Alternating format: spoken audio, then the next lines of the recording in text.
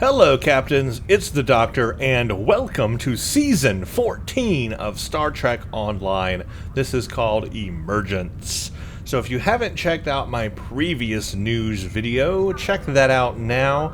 I went over all of the news on the Star Trek Online webpage introducing Season 14 so that we know what is available. In this video, this is an introduction to Season 14. This is going to be a what's new and what to do video. This is where I go into the game here and show you what is new with Season 14, and we explore together and find out what we can do in this game with all this new content. What content is there for you to do? That's the big question, of course. So welcome. This is my main character, the Doctor here. He is a science captain in Star Trek Online. So the first thing you should do once you log in is to click the little flashing question mark and do what's new in Season 14. This is going to give you a good rundown of what you can go do with Season 14. And as you scroll through this, you can see there's quite a few things here. So it says Season 14 Emergence is now available. In this new update for Star Trek Online, captains will have access to a brand new featured episode where they will join Captain Geordi LaForge and visit the new joint Lukari-Kintari colony project. Also included in this update is the brand new colony fleet holding, the Miracle Worker specialization with bridge officers, a Tzenkethi Red Alert, as well as 2 new queues. Now I'm going to look at all these things, including the new Janur colony. We're going to go take a tour of it, even though it's really not built yet. For more information, visit the Stowe Arc News page, of course. Melting Pot. So that's the first thing you should probably do with this new season, is just go play the new mission. That will introduce you to the new Janur colony, I believe, and the whole plot for this season. Join Captain Geordi LaForge at the new joint Lukari-Kintari Janur colony project as these two groups of people attempt to join together. Others in the quadrant are interested in their new home. For more details, please visit the following blog. So that's the first thing to do. To access it, click here, and Melting Pot here. Play now. If you don't see it, use these triangles to scroll between the new things here. You've got Star Trek TNG 30th Anniversary. You can check that out. You've got the Phoenix Prize Pack, and then, of course, Melting Pot. You can also go to Episodes, and it will be under Featured Episode, very top left corner, Melting Pot. So that's probably the first thing you should do. Colony Fleet Holding. This new 5-tier fleet holding is available for all players within a fleet. Fleets can build their own joint Lukari-Kintari colony world and unlock many new items, including gear, bridge officers, and more. For more information, visit the following blog. Miracle Worker Specialization. The new Miracle Worker specialization can be used as a primary or secondary specialization. This specialization relies heavily on healing and weapon-enhancing abilities so that captains can push their ships and gear to the maximum efficiency. Captains can access specializations at level 50, blah blah blah. Visit the Miracle Worker Specialization blog. Tzenkethi Red Alert. The Tzenkethi have returned and threatened to use a new super weapon on unsuspecting planets. Join together in this new space-based 5-player Red Alert style queue to stop them. You've got the Janur Gauntlet queue. The Janur colony is under attack from the Tzenkethi. Join others in this 5-player space queue to protect the colony. Players do not need to be in a fleet to play this queue. So don't worry if you're not in a fleet, if you don't have the new Janur colony fleet queue holding going on, you can still play these new Janur queues. The last one is the ground one. It's the Janur Beach Assault queue. After a failed assault attempt by the Tzenkethi from space, they are now amassing a ground assault on Janur. Protect the colony in this new 10-player ground queue. So the ground one is 10-player, space one is 5-player. Players do not need to be in a fleet to play this queue. So, in order, what I would probably do is start with the Melting Pot, go play the featured episode so you can figure out this whole Janur colony thing. Then I would probably play the Tzenkethi Red Alert so that I can see what that's all about. It's probably the shortest out of all of them. Then, of course, I would look at the colony fleet holding. If I was in a fleet and had the fleet holding going on, I'd look at the miracle worker specialization and start speccing into that. I would go visit the Janur colony, which I'm going to actually do in this video. And then I would play the 2 Janur colony queues last. I would do the space one first because it's 5-player. Then I'd do the ground one last. It's 10-player. Do all those things probably in that order, and you will probably have an okay experience. Now, one thing you can do that, of course, depends on your builds and how you do things, is when you go to play the new featured episode, Melting Pot, you can decide what level you want to play it on. You can play it on the normal difficulty, which the default is the normal difficulty, or you can raise your difficulty in-game to a harder level if you want. For example, if you hit escape and go to options, and where's difficulty? Under here, under basic tab, this difficulty, I have it on advanced right now, but the default is normal. But if you put this on advanced or elite, the difficulty of the playable missions, like Melting Pot, will be changed. It could make it a little more challenging for you if you want a little more of a challenge. Just remember, on elite, you do take injury. You take a lot of injury, which means you need healing things. You need to heal yourself because you will take injuries. But anyway, I'm going to play the mission on advanced when I do the video for it. People have said that I'm a little op, and I have made the comment that to me normal difficulty on missions is a little easy.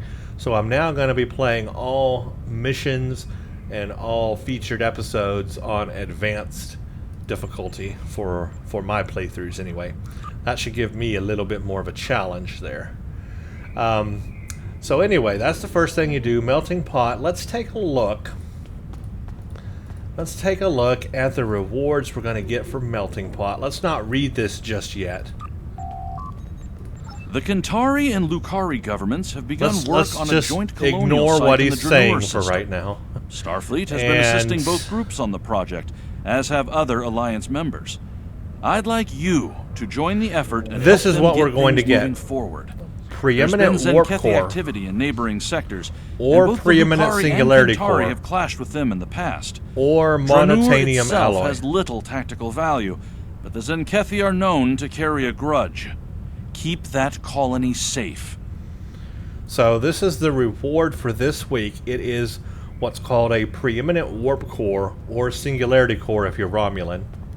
Or you can choose a monotanium alloy, but you can get that anytime, anywhere. That's just physical and kinetic damage resistance. But this is the unique item.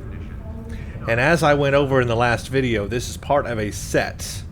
It's called the Incontrovertible Defenses. You need the Covariant Shield, the Hyper Impulse Engine, the Core, which is this, and the Deflector. You got a set 2 bonus called Carapacial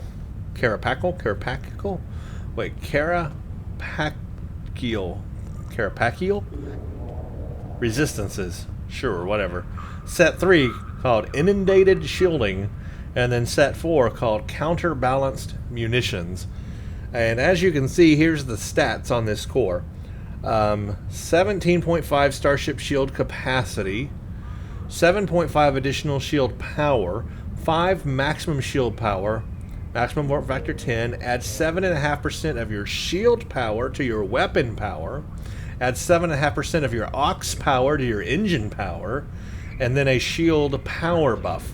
10% shield resistance for 10 seconds, plus 10 shield power setting for 10 seconds, repairs offline shield systems when this removes a shield offline, plus 50 Starship Exotic Particle Generator, improves exotic damage for 15 seconds, plus 25% Tetrion damage. Ooh, check that out right there.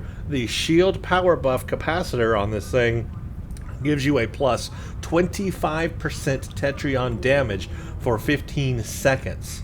So if you're needing to do more energy weapon damage with this set here, you're gonna want to go Tetrion energy weapons, and then you activate this capacitor and bam, you can get 25% more Tetrion damage for 15 seconds. Now it does have a 4-minute recharge, so that's hecka Hecka, I didn't want to say hella. Hecka long. So anyway, that's interesting. It's got a long recharge, but if like you're in just a dire situation and you need to gain some extra Tetrion energy damage, there you go. This whole set, as we went over in the last video, is geared more toward Tetrion energy damage. If you have a Tetrion build, you're going to want this set because there's bonuses down in here, like a 2 or 3 piece bonus somewhere down in there that's going to improve your Tetrion energy weapon damage even more. So this whole set is really geared toward Tetrion energy weapon damage and really buffing your shields. So that's what this thing is for. But that's what the first reward you're going to get with this mission is this week is the preeminent warp core. And of course upgrade it, and who knows what else it will gain. Won't it gain one more modifier? Correct me if I'm wrong, but it should gain another modifier when you take up the rarity on it. And I'm thinking it will probably gain amp. At least I'm hoping it will gain amp. If it gains amp, then it's worth it, because I never have a warp core that doesn't have amp. I have to have amp on all my warp cores. So if this thing gains amp when you upgrade it, then it could be a potentially good warp core, especially one if you want to build a good tanking ship, or you want to really worry about your shield strength, shield power, shield hardness, all that stuff. So there you go. That's what you're going to get.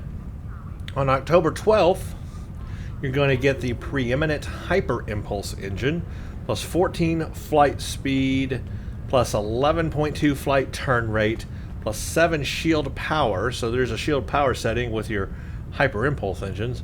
Another turn rate, all powered engines. Then on October 19th, you're going to get the preeminent deflector, plus 26.2 physical damage resistance, plus 2 aux power, plus 21.9 starship shield restoration, plus 43.8 starship shield capacity. A huge shield capacity right there with the deflector. Plus 17.5 starship exotical particle generator, improves exotic damage. Starship control expertise. And then last you get the covariant shield. Again, it's all about shield capacity with the covariant shield. But this is interesting. Different arcs of the shield have different capacities. The 4 shield capacity is only 7829. But the left and right shield capacity is 8612. And then the rear shield capacity is 117. So the different arcs of it have different shield capacities. That's interesting. And that actually goes hand in hand with the Tzenkethi ships that are in the lockbox. Because one of the features that the Tzenkethi ships have, especially the battle cruiser, is it's got a console that will like buff the sides and back of your shields, but leave your frontal shield not as buffed, and instead add power to weapons. So it's a very interesting.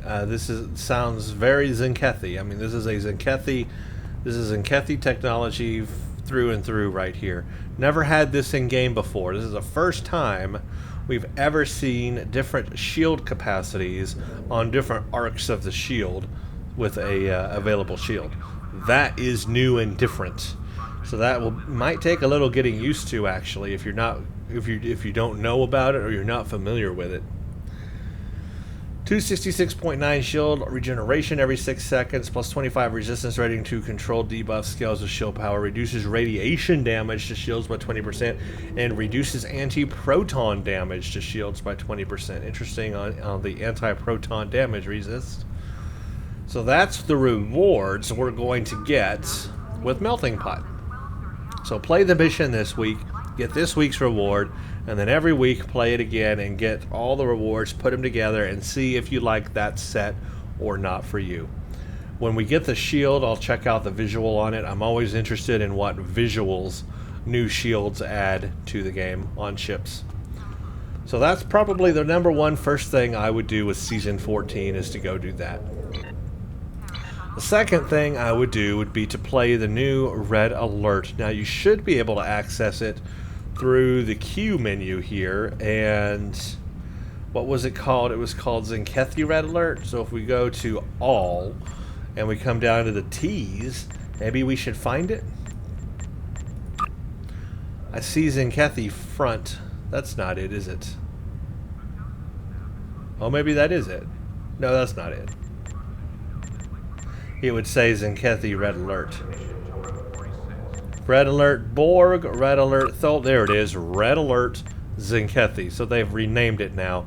It's under the heading Red Alert.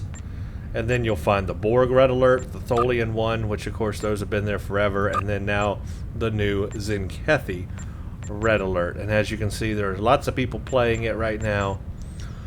Reports reveal that Tzenkethi ships are moving to attack an inhabited planet. Alliance engineers were sent to deploy some defensive satellites, but that won't be enough. Warp in and stop the Tzenkethi assault. Cooldown time is only 30 minutes, so you can play this thing all day long and have fun. It has a choice of rewards. You've got choice of marks. You got fleet marks, Romulan, Omega, Nukara, Dyson, Undine, etc., etc. So it's choice of marks, just like the other Red Alerts. So if you need some fleet marks, and right now everybody will probably be scrambling to get fleet marks so that they can upgrade their Janur colony fleet holding, then of course the Red Alerts are what you want to play. The Borg one, the Tholian, and now the new Tzenkethi, because that will give you fleet mark options there. So that is, there's only one level of it, just normal. There's no other difficulties on it, so it's just a Red Alert. You should probably also find it in space. You'll see like a Red Alert pop up while you're in sector space. So if you see that pop up, you could probably also click that and warp to it that way. So there's just a couple of different ways to get to it. But if you, no matter where you are, you can always bring up the queue menu here and queue it that way. Just click that, join queue, and wait. Now I will do a video on that. I'm going to play it. I'll do a whole separate video playing that.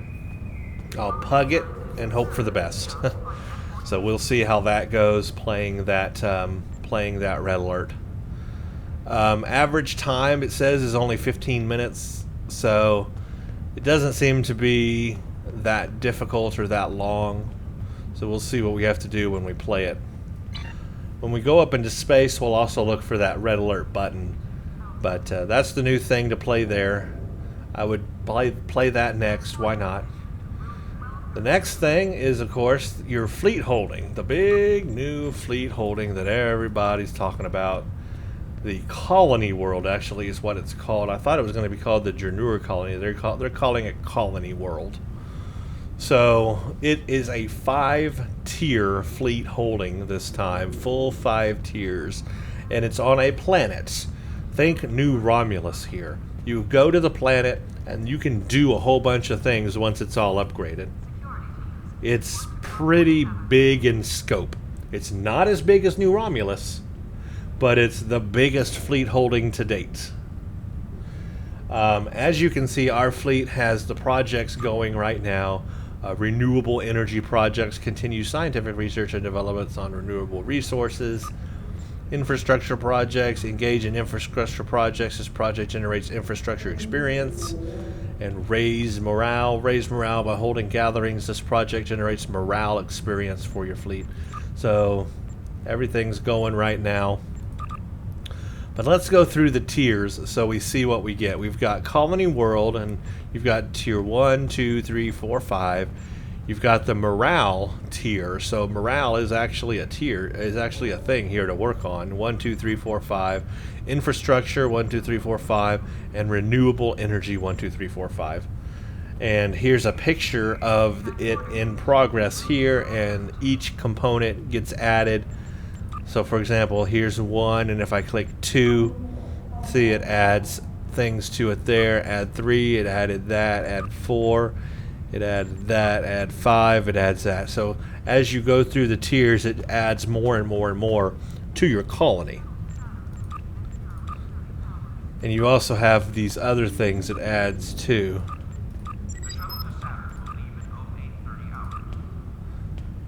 To just fill out the world. And I was looking through this, it's going to add items like, here's a bridge. It's going to add items like, look at this little platform sitting out on the water here. So it's going to build things away from the main colony base It's going to build things around it. Look at these Lucari ships in space.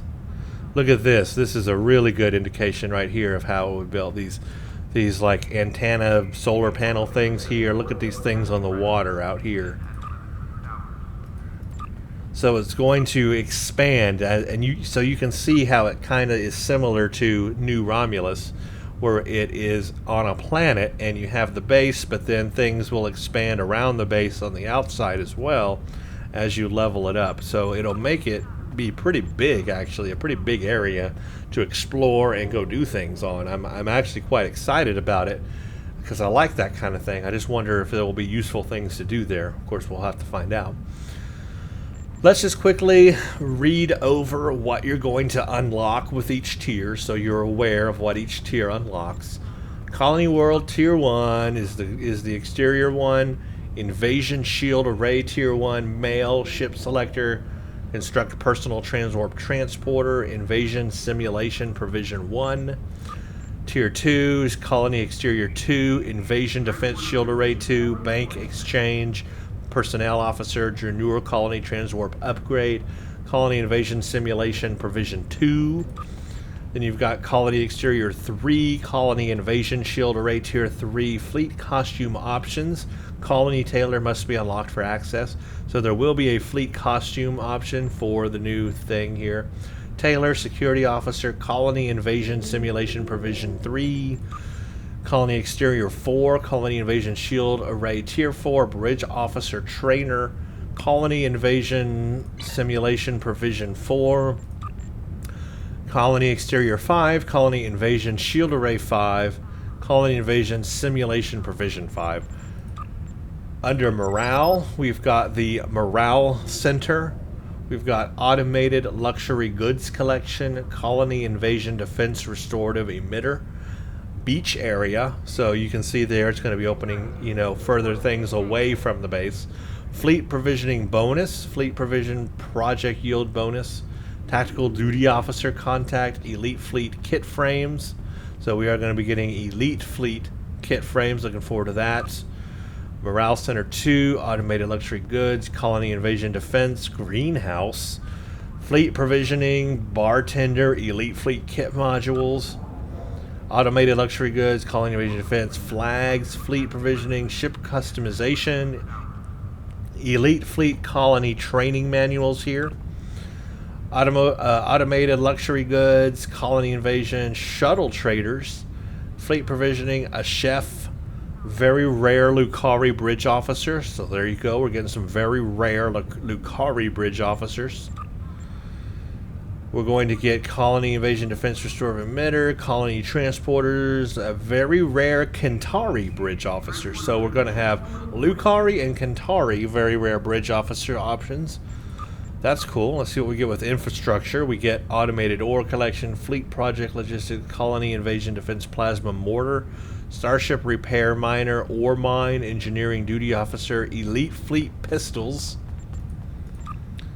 Infrastructure, Automated Ore, blah, blah, blah. Starship Repair Major, Bridges, Elite Fleet Rifles, Elite Fleet Personal Shields.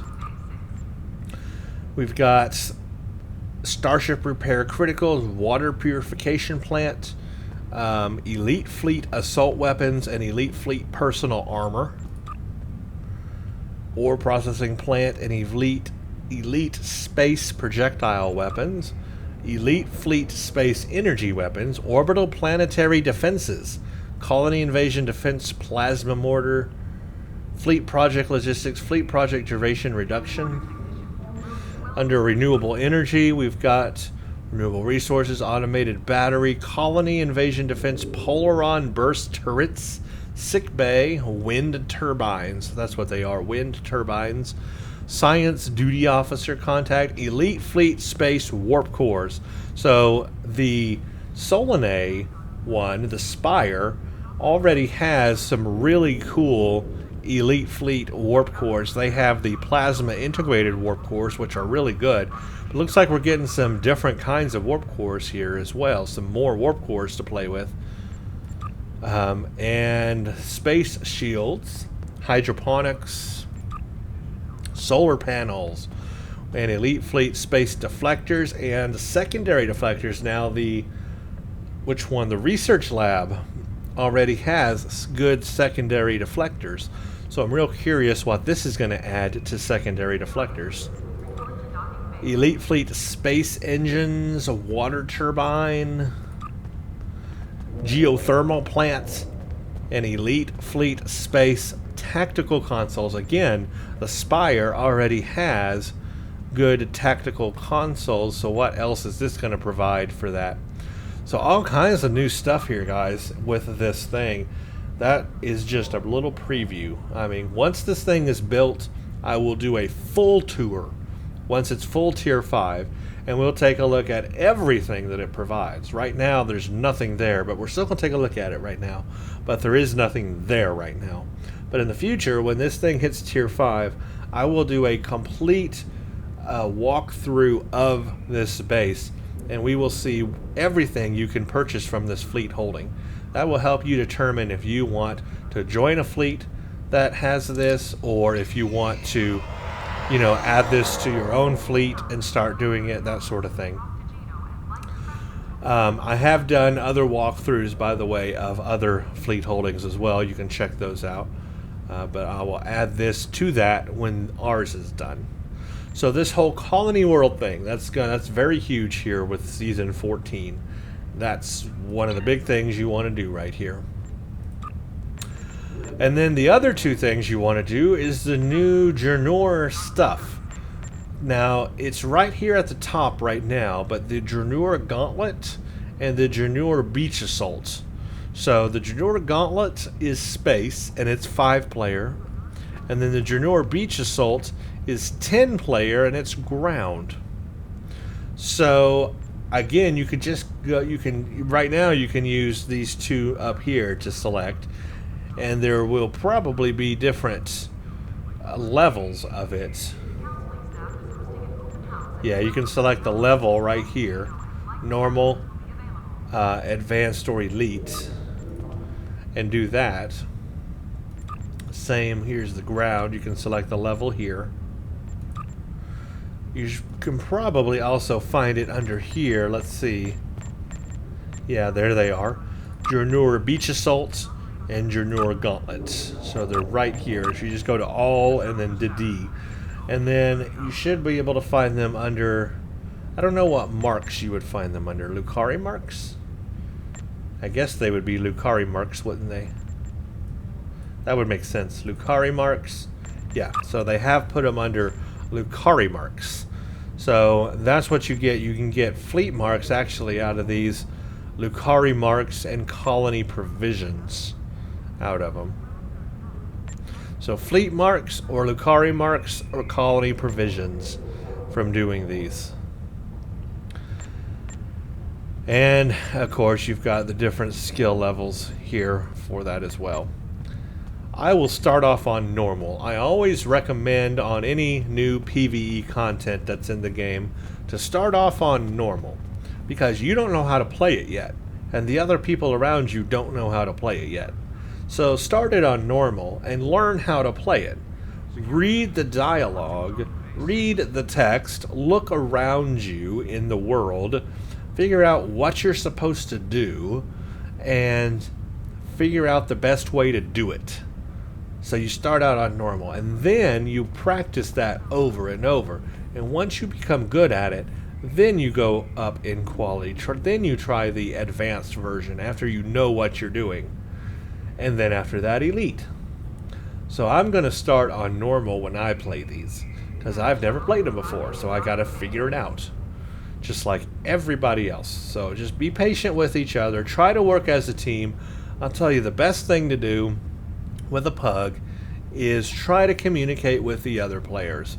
Say hi, introduce yourself, announce if you've never played it before. Say, hey, this is my first time playing this. And others will probably say, hey, it's mine too. You know, and then together you guys figure out how to play it. Try to communicate with others in pugs. Need communication. A lot of these are very team-based. Lately they've been doing a lot of team-based PvE content. Like, you have to work as a team, and if you don't, you really don't do well. So think about that and communicate with each other, even if it is a pug. Tell people if you've never played before, and if you have played before, help others. Say, hey, I played this before, don't do this or do this, blah blah blah. You know what I mean. Be nice about it though. So that is the new stuff there. The next new thing is the Miracle Worker specialization. So if you go to your skills and the specialization right here, here we go. Here's the new one called Miracle Worker. So as you can see, you can select primary or secondary. Now when you select secondary on this, if you make it a secondary specialization, only tier 1 and tier 2 are active. Tier 3 and 4 are not active if this is a secondary specialization. But if you make it primary, then all 4 tiers are active. However, the space and ground skill that comes with it is active no matter what. So even if you only have activate secondary, you will still get the full space and ground skill that this provides. And it looks like this one is a max hull regenerated per minute in space and a hit points regenerated per minute on ground. So that's what it provides. And no matter secondary or primary, you always get the full benefit of this once everything is maxed out. Remember, you gotta max out everything here to get the full benefit that the passive power provides. And all you have to do is just make sure it's active as primary or secondary, and you will get all of that.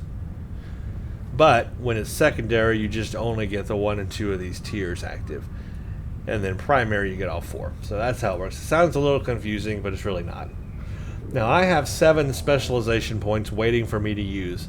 So I'm going to go ahead and start applying these because I have them and they're not going to go anywhere. Everything else, just to show you real quick, I have everything else unlocked. Command officer, intelligence officer, pilot, temporal operative, commando, and strategist. Everything of mine is unlocked.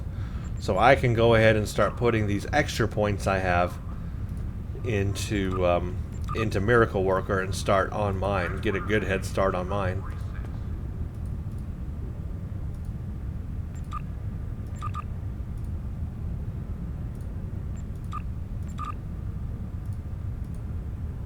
A little bit of a delay doing this.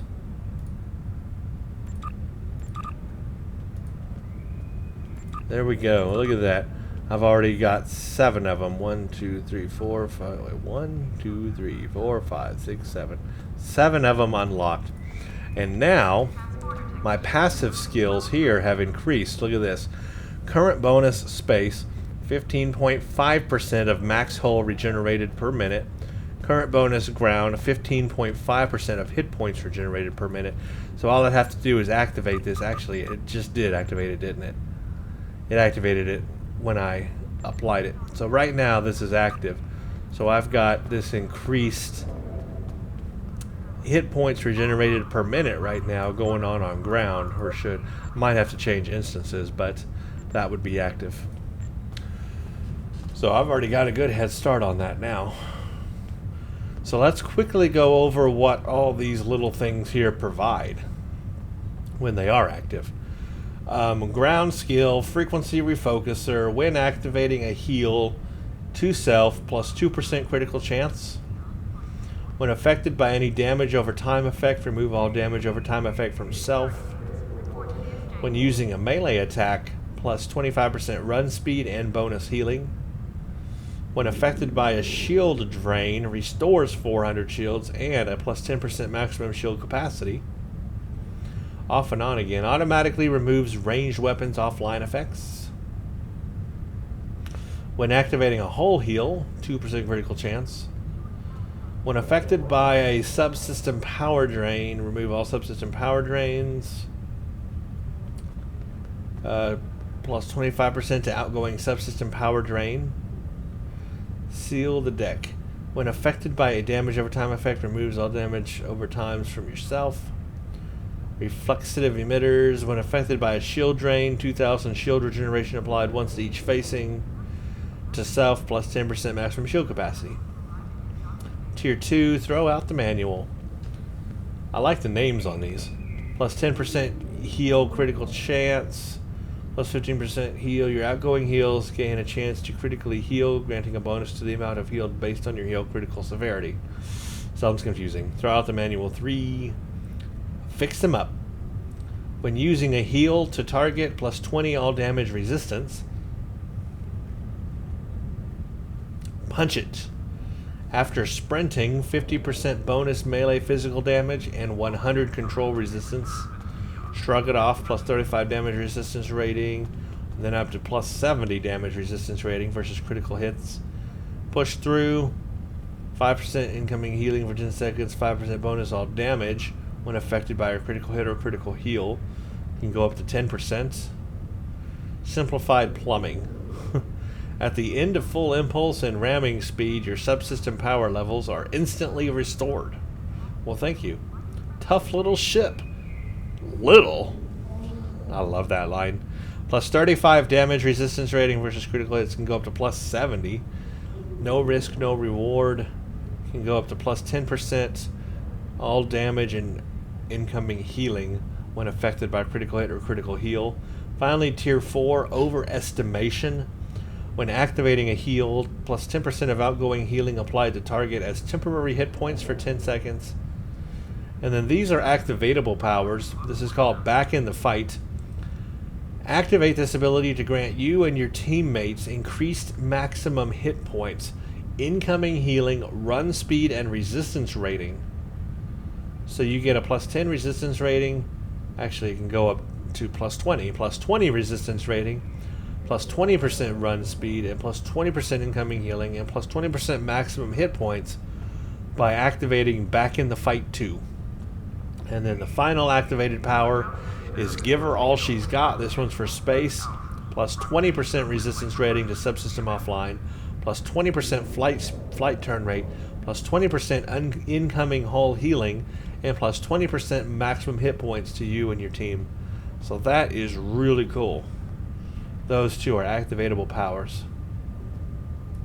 And then, of course, as you max all this out, the hit points regenerated per minute, space and ground is also increased. So that's the Miracle Worker specialization.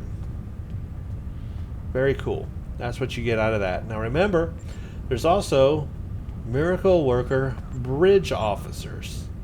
Of course, I don't have any. My Bridge Officer list is already full. I don't have room for another Bridge Officer or to train a Bridge Officer. I don't know where you get training manuals either. But there is the Miracle Worker Bridge Officer. So somewhere you have to get training manuals to make a Bridge Officer a Miracle Worker Bridge Officer.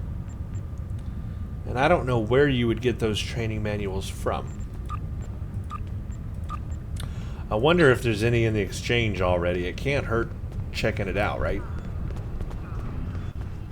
I don't even know if that's a thing.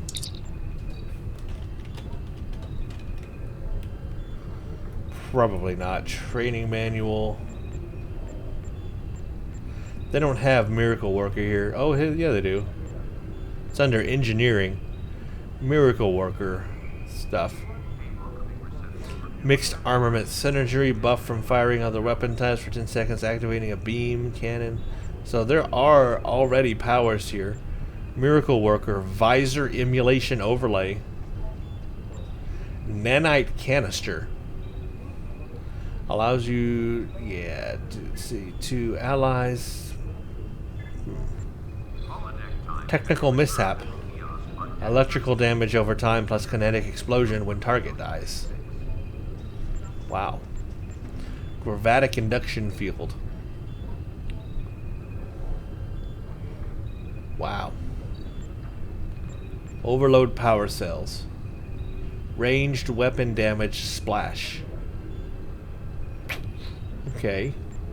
So there are a lot of Miracle Worker powers already in the exchange here. Align shield frequencies.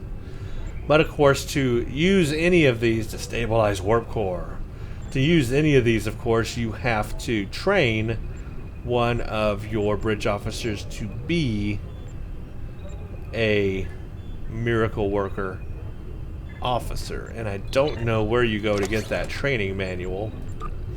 Probably, maybe somewhere. It's not The here, Kentari and Lukari governments have begun work on a joint colonial site in the Dranur system. Yeah, I'm not quite sure where to get those, but I'm sure people in the comments will let me know where I can go to get the actual training manual to make a bridge officer a miracle worker. But then, of course, you still need to have, as far as space powers go, you still need to have a ship that has a miracle worker bridge officer seating, else you can't use that power. So it has to have a miracle worker bridge officer seating.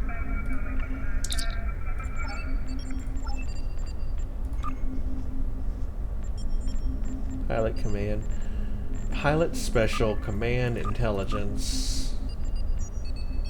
I was just seeing if they had any here. Maybe under engineering? I don't see any miracle worker stuff under here yet. Maybe that will come in time. Maybe you can only get it from your Dranur space colony. I don't know.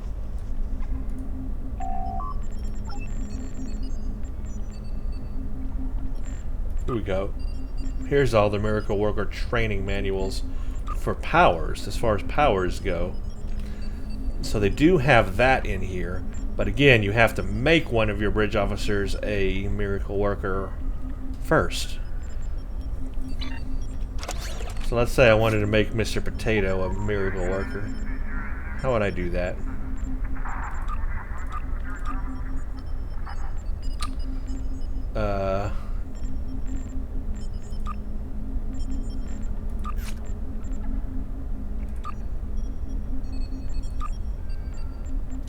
Miracle worker, he would have to learn it. This officer must be promoted to commander. Why aren't you promoted?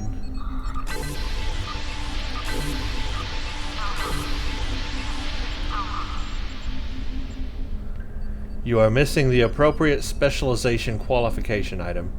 So that's what I need, is the qualification item to make the character miracle worker, and then once I do, he would have the option somewhere. Maybe it's better to make a engineer a miracle worker.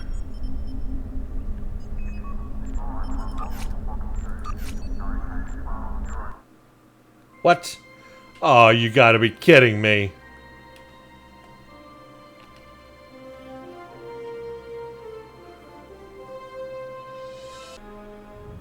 Well, that thoroughly sucked.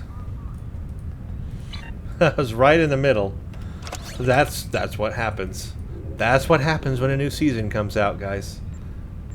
Alright, let's go. What I was trying to do is go to one of my engineers. You're an engineer.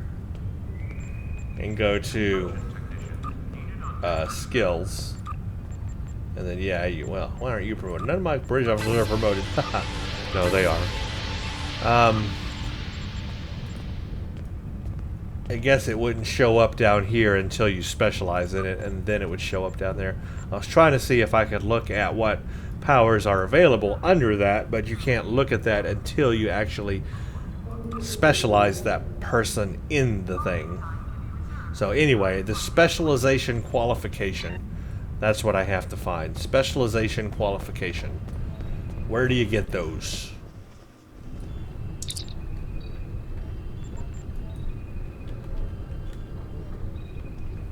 An update to the Latinum exchange rate is available on the monitors.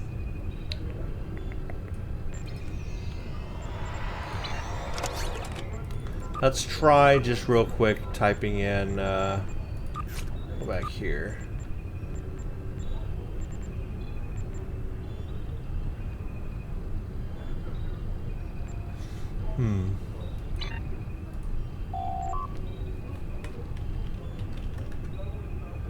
I don't know. Somebody in the comments will definitely let me know. where I get those specialization qualification items for the miracle worker. But that's what you want to find. But again, you can't even use the miracle worker qualification, specialization, bridge officer unless you have that seating in a ship. And the only ships that I know of right now that have that are the Tzenkethi ships in the Lockbox. Maybe there's one in the Lobi, but for sure the two in the Lockbox are going to have that. So you're going to have to get those two Lockbox ships to even utilize that. Anyway, whole point here is that is also something new in the game to play with. So if you can get a ship that has the miracle worker bridge officer seating, then you can get the specialization qualification to make one of your bridge officers a miracle worker bridge officer, and then you can get the training manuals to skill him up in the miracle worker training manual powers, and then you can try out those powers on a ship and see what they do for you. So a whole lot of layers in order to make that work. You need the ship with the seating, you need the bridge officer with the qualification, and then you need the training manuals to train up the bridge officer in those powers. And then you can test them out. So I can't do that. I can't show you that today. But if you have all of those things, go at it, try it, and let me know what you think of the miracle worker bridge officer powers. Otherwise, the only other bridge officer thing you can do on your character right now is to go to the miracle worker specialization, and every time you rank up a level and level and a level, you can start adding those points in here and unlocking this tree here. That makes sense? So that's all the miracle worker stuff that you can play with right there. A lot of grinding to get that done. Okay, so the next thing is, of course, there is the lockbox. We have the Tzenkethi lockbox. Also got the Phoenix prize pack. Now, I don't have keys. Can I might, let's purchase a key, and let's see what I get. Probably nothing. And keys, I don't even think I can afford a key. They're too expensive. I don't think I have enough energy credits.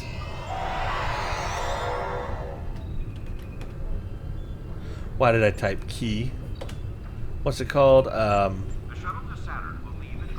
What is it called? It's a key called. Come on, guys, help me out here. It is called a lockbox key, right? Master key, that's what it's called. It's been a while.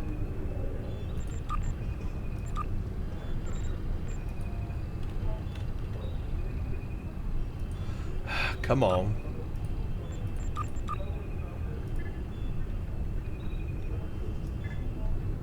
Security team, report to Club 47. Yeah, 4.6 million energy credits. 3.7. I ain't buying a key today. And I have no Zen. So, no master keys for me, guys. Or else I would open one box for you and let's see when we see what we can get. But I got no keys. No keys, no energy credits. Unless maybe another character has enough energy credits. Not a huge deal. I was kind of curious what I'd get though. We can also go to get the Phoenix, not that one. The Phoenix prize packs. These are cheap in terms of dilithium.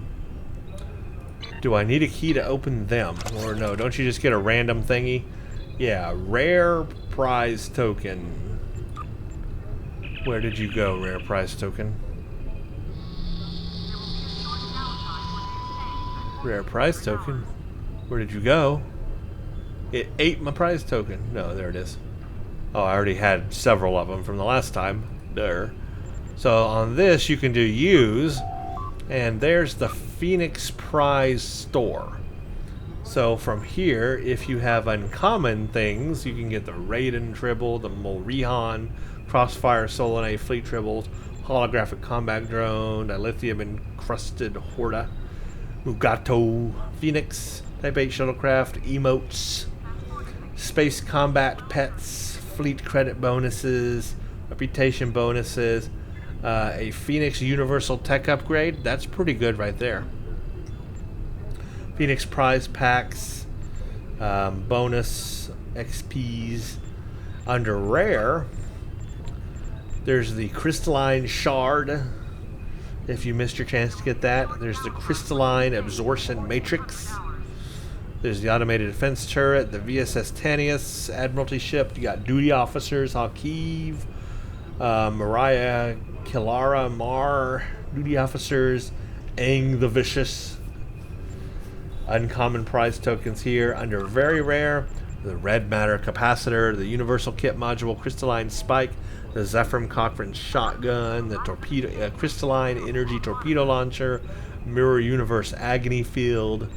Under ultra rare, you've got ships: Jem'Hadar attack ship, Breen, Chelgret, Breen Plesh, Ryzian corvette, luxury cruiser, Voth bulwark, and then epic has the Vorgon Xiphias heavy escort. These are all tier 6: Breen Resreth, Breen Zartheln, Kobali Samsar, Krenim Science, Ferengi warship.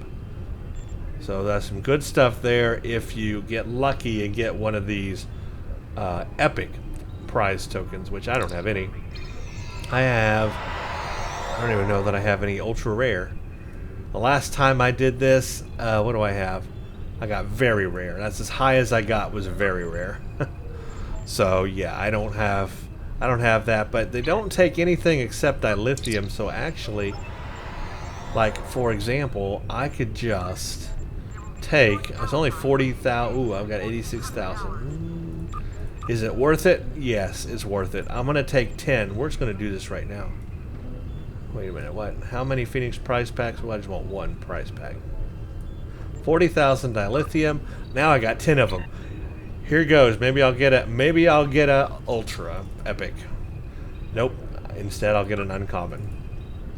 And a very rare. And a rare.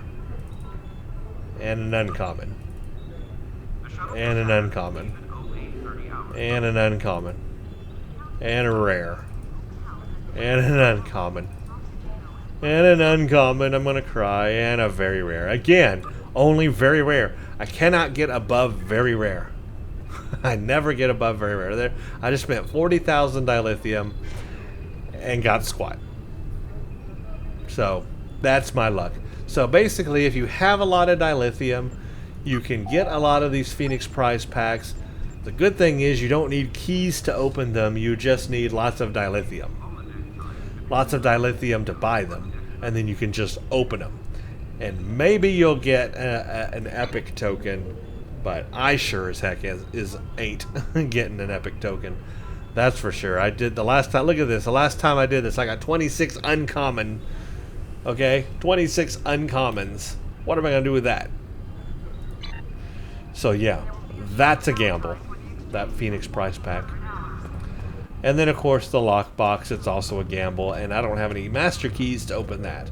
At least the Phoenix prize pack doesn't require master keys. Just requires a lot of dilithium. The next thing I want to do is go to the Lobi store and see what's new in the Lobi store for Season 14. We're just going to warp. We're going to try to make this fast. We're going to go to the Sherman system, K7. And then we're going to go to Drozana and check out the Lobi store. And then we'll go to Jernur Colony. So I'm saving the best for last. Jernur Colony for the last thing here in this video.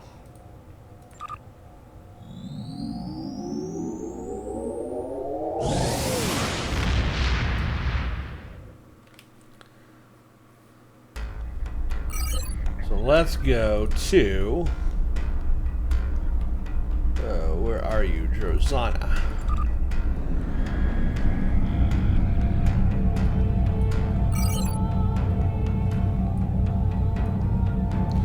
I'm real interested to see what's in the Lobi store, because they didn't specifically mention anything, but sometimes they sneak stuff in there. What's the current endeavor?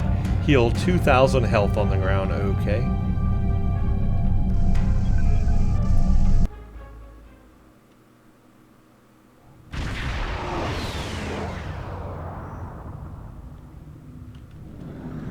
And the reason why I'm going to Drazana is I don't have any Lobi Welcome to double click and look at the store that way. So I have to physically go to Drazana. Yeah, I got nothing. No Master Keys, no Lobis. I'm terrible luck at the Phoenix prize packs. That's my life. I always go the wrong way here.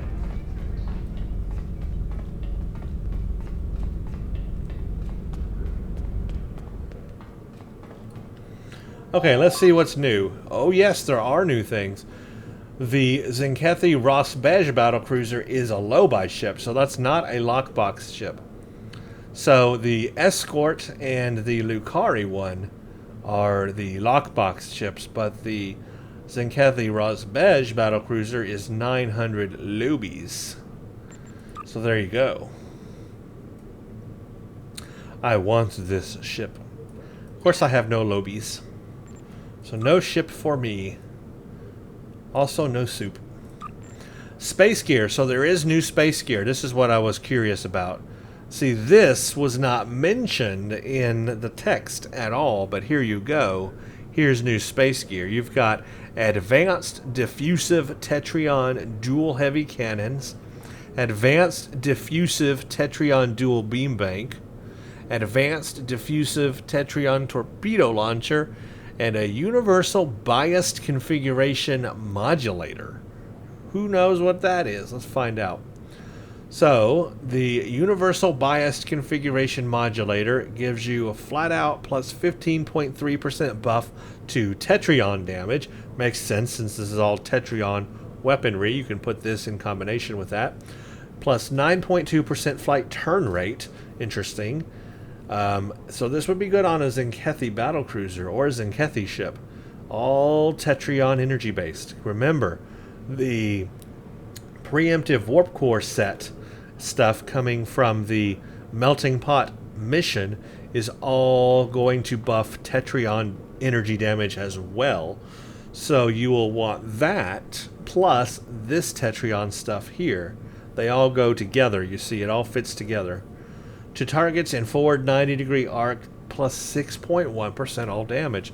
So there's a flat out all damage buff right there just having this console on to targets in your forward 90-degree arc. So forward firing is the name of the game with this console. And it is also the name of the game with the Tzenkethi ships. Both the Escort and the battlecruiser are built for forward firing weaponry. That's what it's built for, forward firing. And this console connects with that. Plus 6.1% all damage to your forward 90-degree arc. And of course you upgrade this console, and I bet that will be even higher. That is pretty darn cool.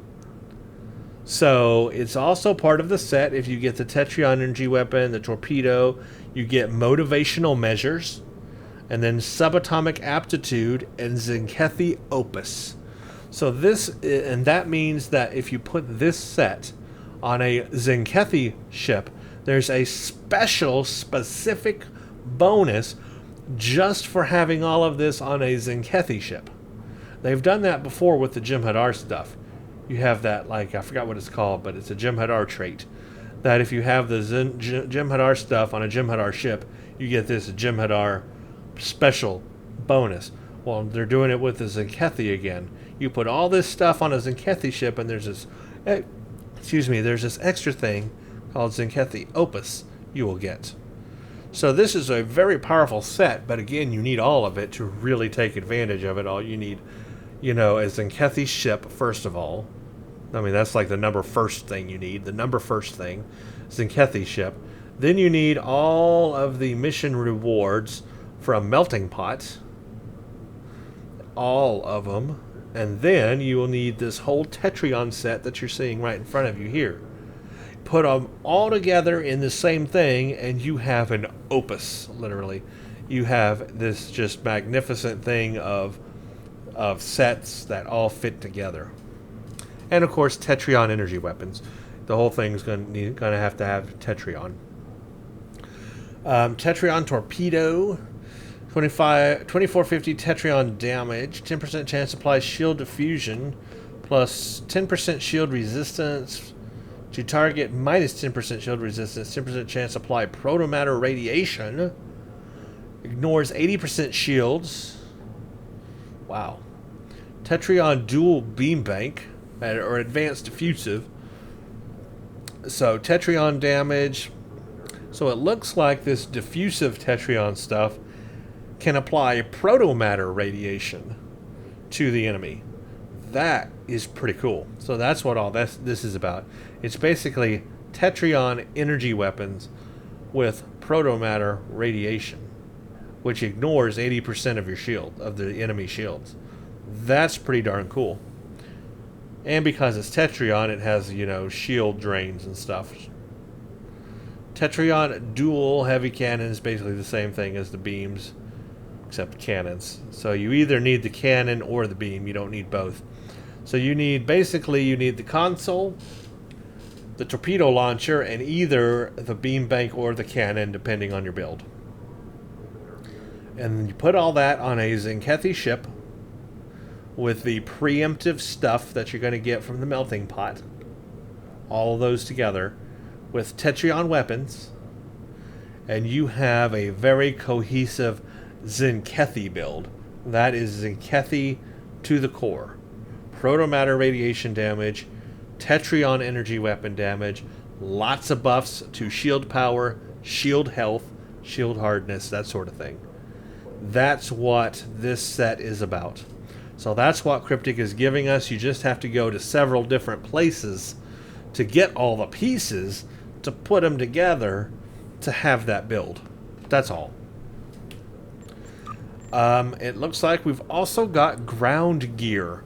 We've got a Tzenkethi retrofit armor. I didn't see that coming. So there you go. Tzenkethi armor.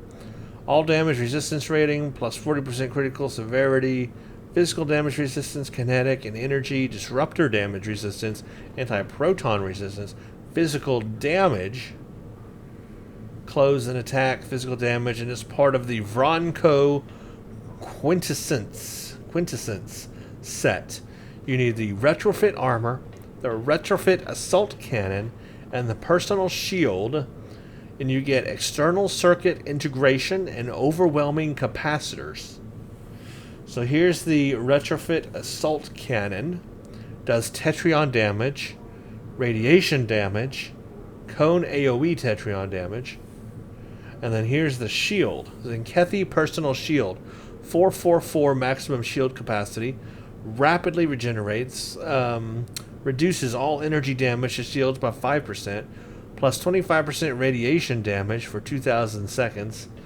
Taking damage while shields are below 50% gives you a plus 50% shield resistance and a plus 80 bonus all damage resistance rating. So you put all those three things together on ground and you get this Vronko Quintessence set that's got 2 and 3 bonuses here. Don't know what the bonuses are, of course, would have to purchase one of these pieces and find out. But that's a ground set too. See, that was not advertised in the text, but there you go. There's a ground set. Looks like no new costumes or vanity pets, probably no new devices either. So under the Lobi store for Season 14, you got a Tzenkethi ship, battlecruiser. You've got this whole diffusive Tetrion set here that works really good on Tzenkethi ships that have a Tzenkethi Opus ability when they're put on a Tzenkethi ship. And then you have this new ground gear set right here as well in the Lobi store. Who would have thunk it? Who would have thunk it? Okay, now, the moment you've been waiting for. We are going to explore the Draenor colony. To get there, we need to go to Alpha Quadrant, right?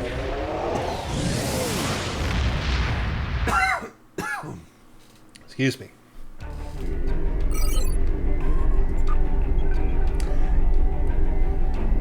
Draenor colony, there it is. Yes, Alpha Quadrant.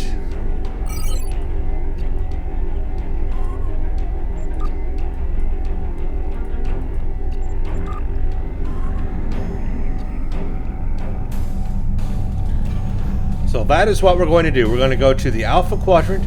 We're going to go to the Jernur Colony, which is our fleet holding.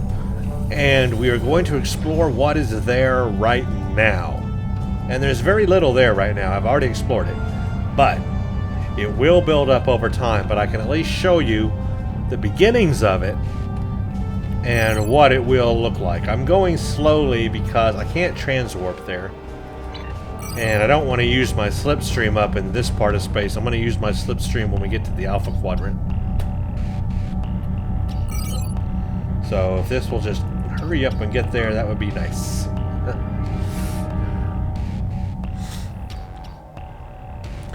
So remember, this is of course the fleet holding, and somehow it has something to do with Melting Pot too. I haven't played the mission yet, so I don't know how it fits in, but I'm guessing Melting Pot starts us off with it or something, or leaves us there at the end or something like that. I don't know. I'm just thinking about how it did K-13, so kind of similar in that way probably, which I don't mind. K-13 worked out real well.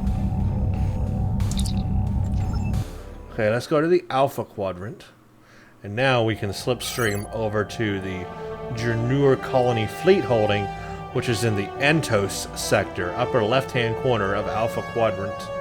There's the Jernur system, and the Jernur Colony Fleet Holding is in that same system. Just so you know. Now we'll slipstream.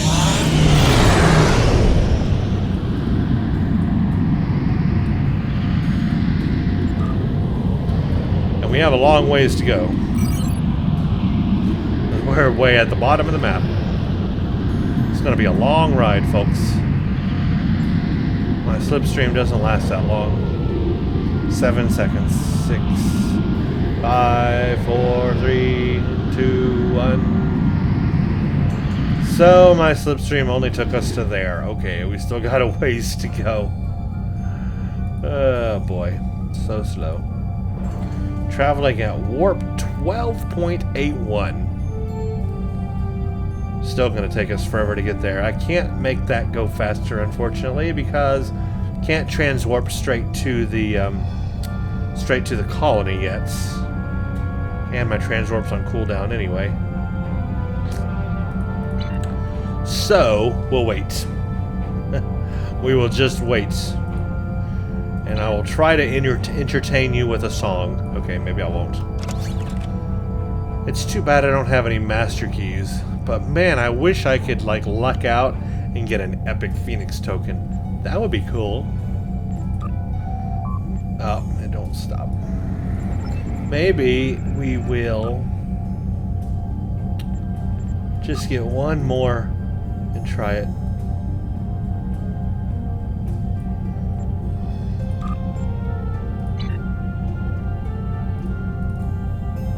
Uncommon. Jeez. Okay, I give up. I'm just not going to be lucky with the Phoenix prize bag. I just am not. It's bad luck with that sort of thing. That's why I don't like gambling. I never win anything, ever.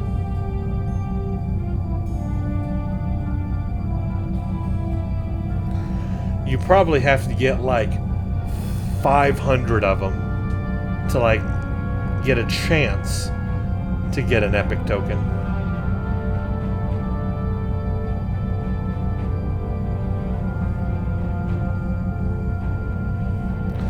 Well, I can see there's a lot of ships here, so I'm guessing the Melting Pot mission will probably leave us in this area, the Jernur system. But right here is the Jernur Colony Fleet Holding. So let's enter it and take a tour of it, shall we? Already, it's very pretty. You've got this ring of who knows what around the planet. Looks beautiful. And right now there's nothing around here, but in the future there will be like space platforms and space defenses and stuff like that. We have ally ships here, but in the future we'll have like defenses and stuff. Beam down to colony. Let's do that.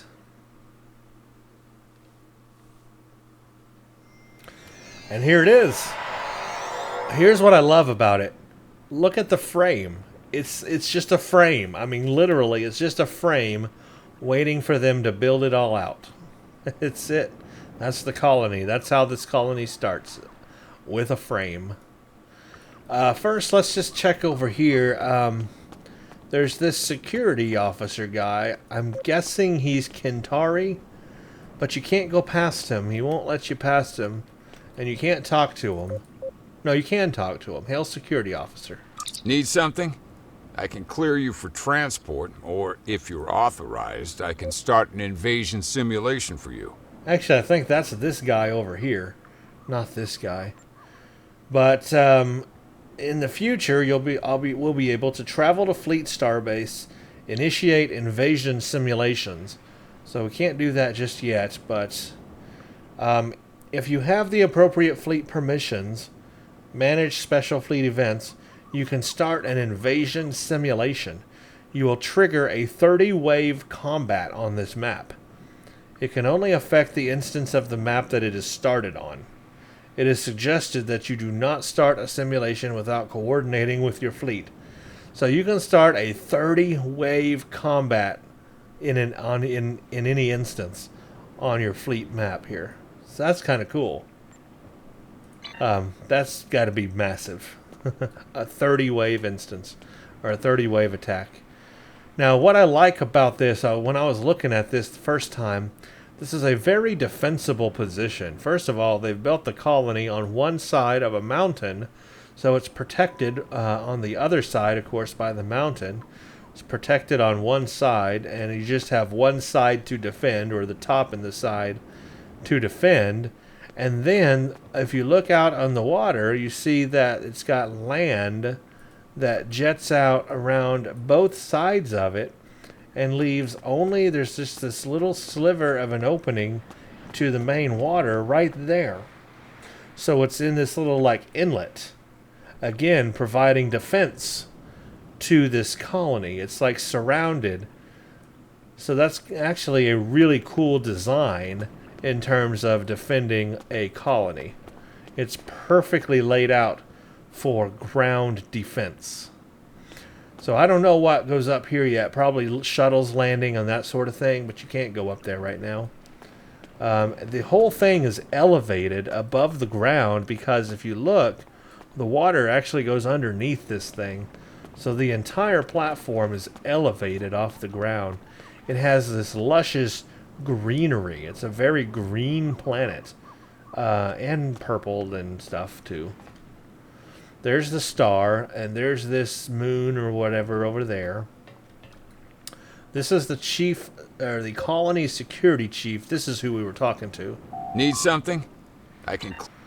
So in the future, we'll be able to utilize him.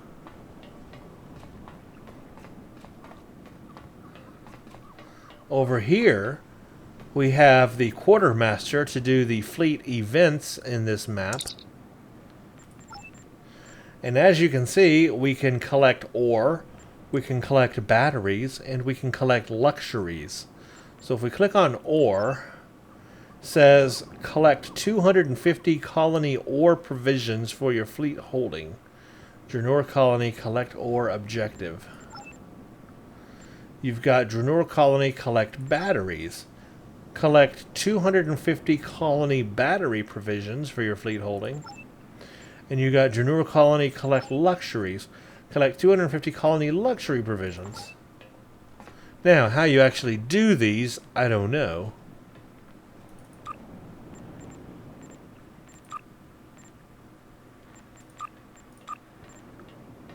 Collect colony ore provisions. I don't know how you collect these. I don't know what you do with this. Do you go to your replicator maybe and like do things? Like where is ore thing? I don't see ore.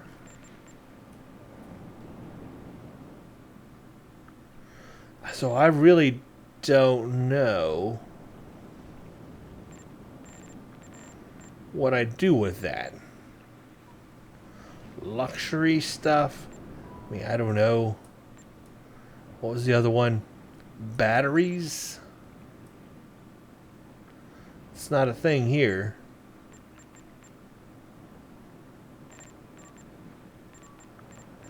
So I don't know where you go to do this stuff. It doesn't give you any direction. So I'll have to figure that out, because I've got no earthly idea. Oh, it's on the map. Oh, and they're far away. Oh, here, look. Collect batteries. Okay, there's the batteries. You have to go way over there. Collect luxuries and collect ore. Okay, so it's on the map. You just have to go far away. Here's the colony. And then you have to go out far away from the colony to do these things, and that will help in some way. I'll do them because I've never done them before. But before we go out there and do them real quick, let's just continue taking a look around here. You can go up to the different tiers and levels. There's really nothing here right now.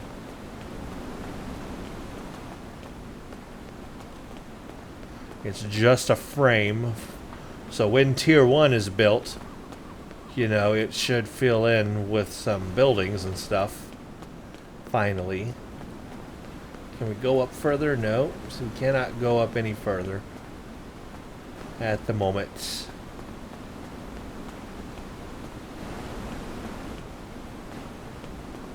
So we just have to wait for all that stuff to be built.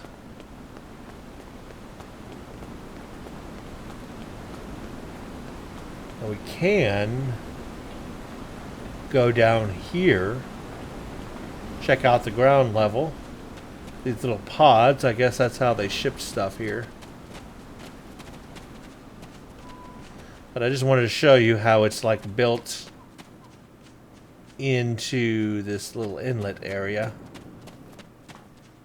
down here in the water. See, check this out. The water goes all the way under the entire thing, actually. The water goes. And then you got lots of waterfalls over there. So it's very cool the way they built this. The entire colony is going to sit above the water, but you can totally go into the water too. Oh, and then it resets you. So I guess you can't go too far. That's funny. Well, I can go this far anyway. Oh, you can go out here.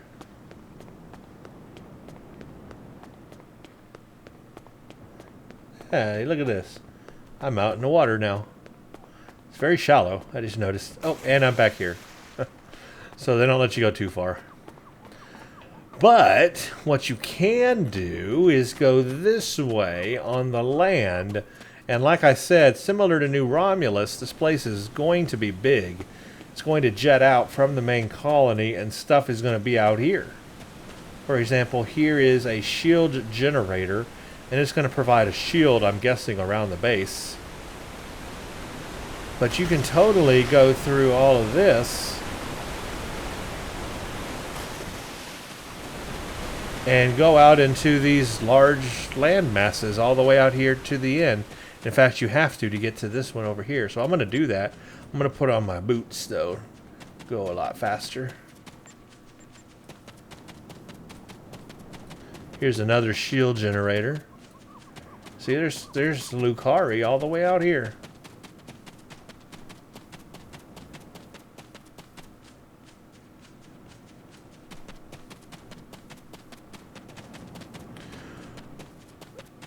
Of course, now I'll have to run all the way back, but oh well. Whoa, look at all that. Look at all those Lucari. This isn't about pollution, it's about efficiency. And what about the environment that you just got here, guys?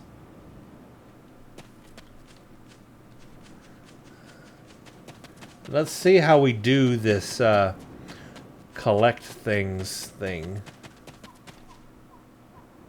So these are the batteries. They don't look like batteries to me, but if you say so. Ah, I've got to do a mini game here. Hope I get a lot of batteries for this mini game, because I hate doing this stuff. I want to see what you get for all this. I'm not sure what the... Might just be fleet marks. I don't know.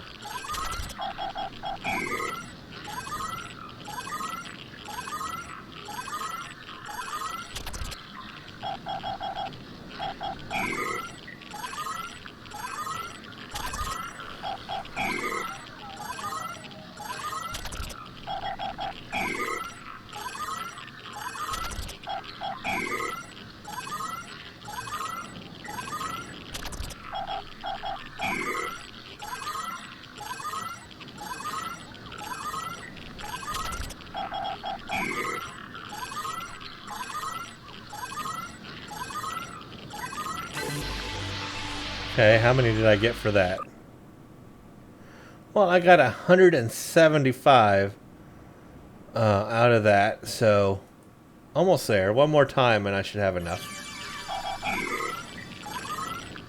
I'm going to do it because I want to see what you get for doing these little activities. That'll help you guys know as well when you come here, because you can already come here without even having Tier 1 opened. So I want to see what this gets you.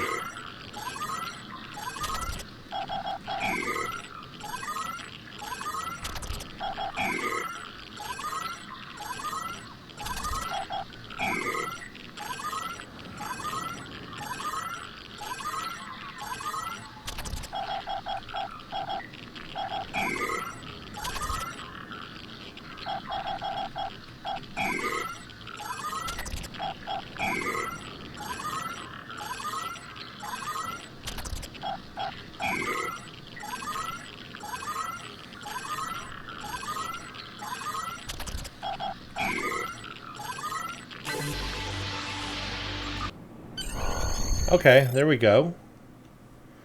Resolved mission, collect batteries.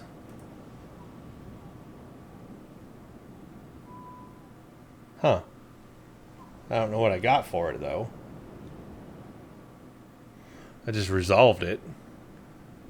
It says battery charging unavailable. You can't use this object right now. I guess because I don't have the thing. I'm not sure what that got me, though.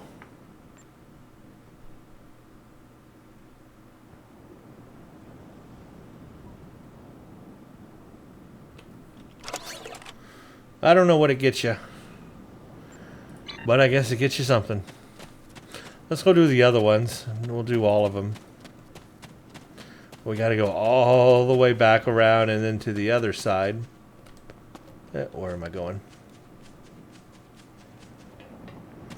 A transporter would be really nice to go all the way around here. At least I have frosted boots. Better than nothing.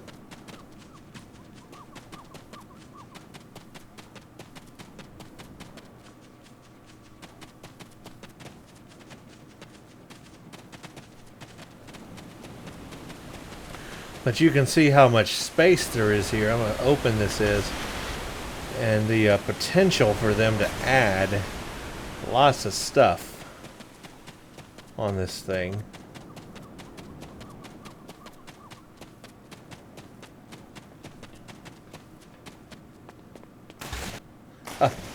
Oh, you can't just run across that way.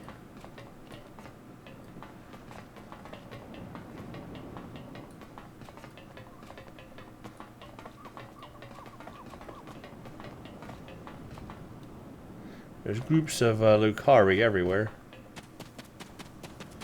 Well, let's check out this side anyway. Since we're here, we'll do the full tour.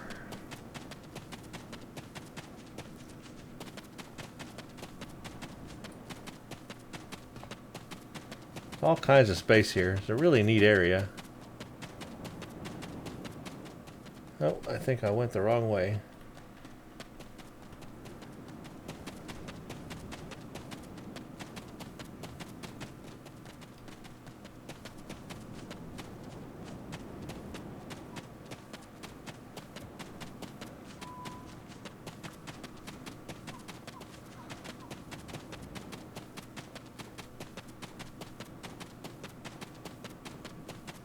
Oh wait, it's across the channel.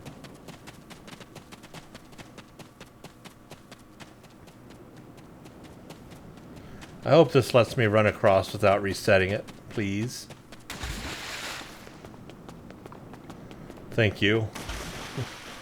Didn't want to have it reset me all the way back. Oh look, here's a guy chilling out.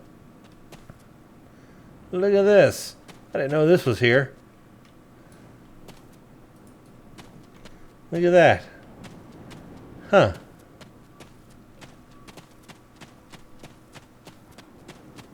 Wow, okay. So these are coral. I like coral. So they're all mini games. So we'll just do this and hope for the best.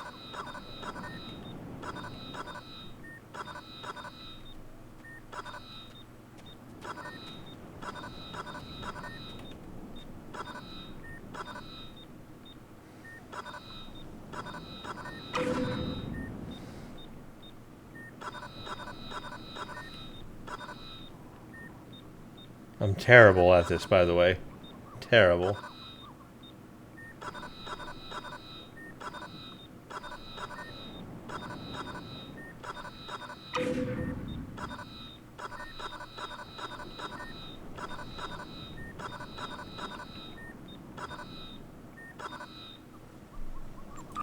How many did that get me? That only got me 50. Well, that's going to take a while. At my rate, anyway.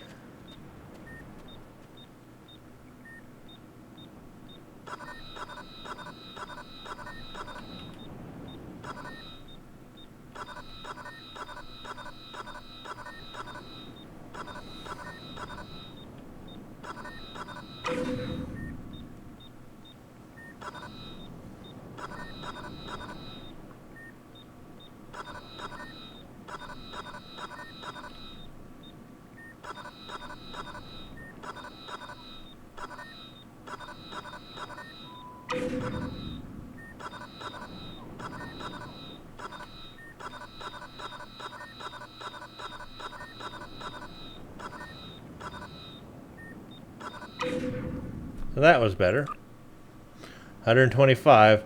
Stay with me, folks. I'm going to do this. I want to see what you get with all of these done. Not sure what it actually is doing for me. But at least we'll get to see how it is done.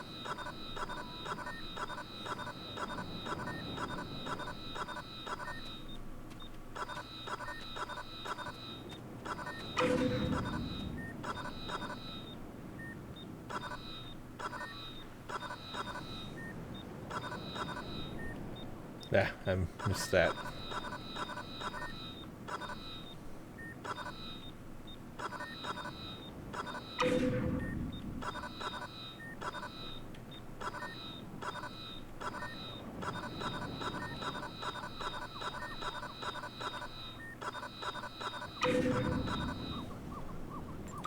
Where are we now? 200. Just 50 more, guys. 50 more. We can do it. Again.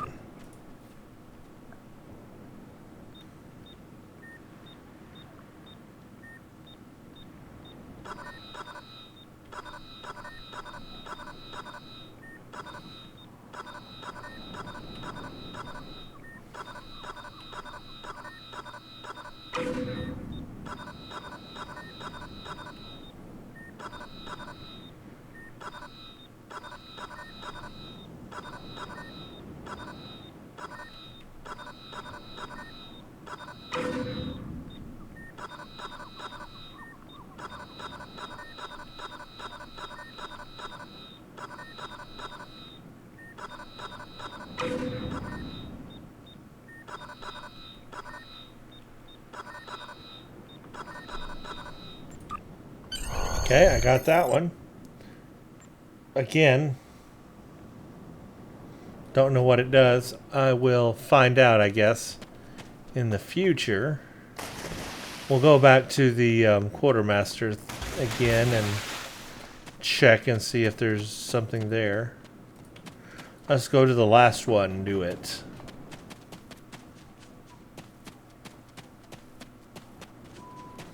This is the ore here. Somewhere. Here we go. What mini game we have today? Oh, this one.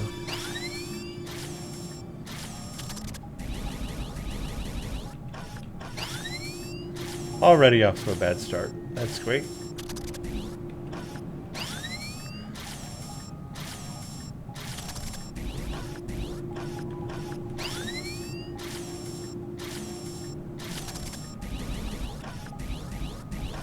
Have I mentioned I'm terrible at these?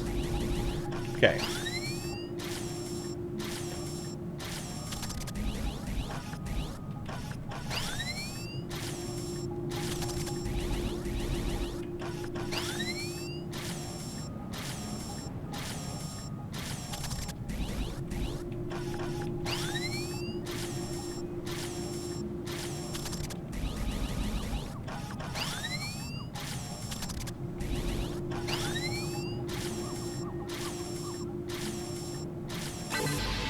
See what we get for that.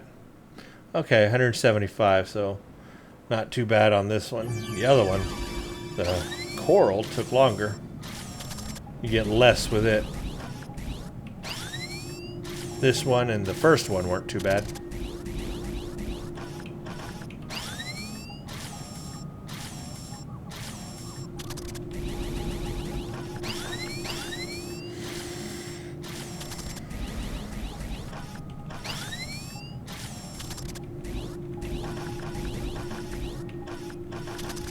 Yeah, that was bad.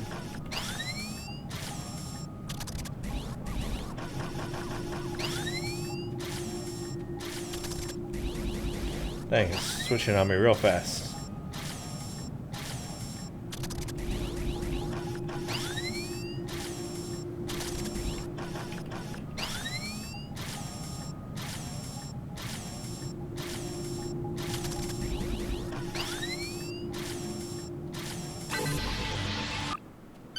Well, I got them all. Don't know what I did, but I got them all. Now, I wish there was just a quicker way to get back to the front area. But there's not, so we're just going to have to run it.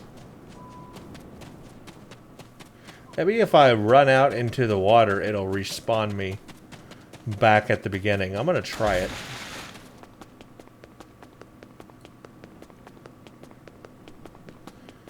Maybe it will do that. Yes, no? Hey, it does. Okay, so that's the way to get back right there.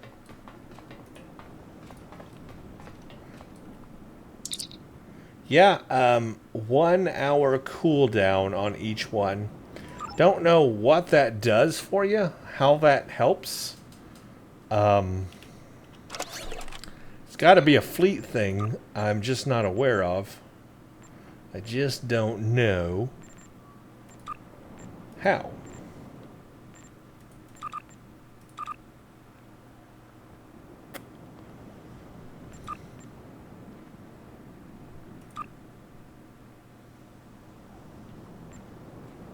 Oh. These items are used in the construction of your fleet colony. Commodities may be kept in your bank and remain accessible for assignments and missions. 0 generated per day battery. So I can contribute. I can contribute 250 batteries. You get fleet credits for it. And that adds to the overall. Yeah. Okay. So basically, that's how you contribute to your fleet. Got it. That's another way to contribute. Other than adding to the actual projects, you can add and to those things there as well. The ore, the luxury, and the battery things there too. That's what you do with them. Okay, got it.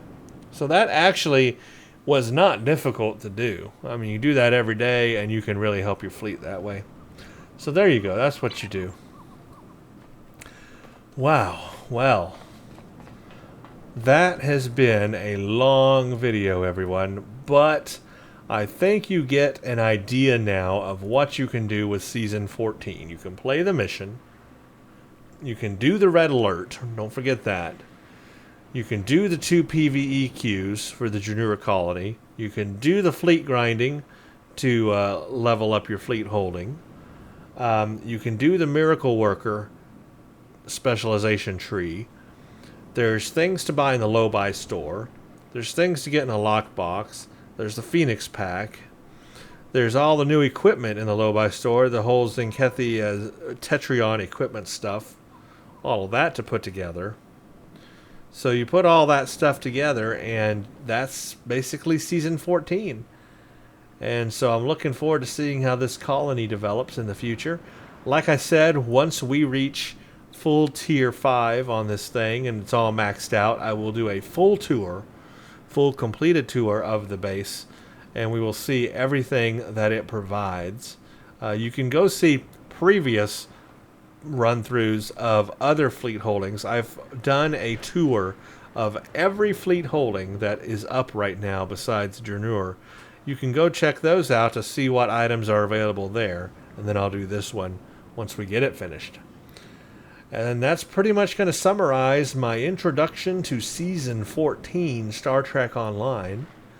I will now do videos specifically on the new content, such as playing the new mission, doing the Red Alert, doing the 2 PvEs, the ground and space one, and checking all that out and seeing what it all involves. And I look forward to playing all those things. So as usual, subscribe so you get those updates, so you will see when those new videos are out, because there's no telling when they will be published, when they will happen, when they will come out. And thank you all for watching. Stay tuned for the next one. Let me know what you think about Season 14.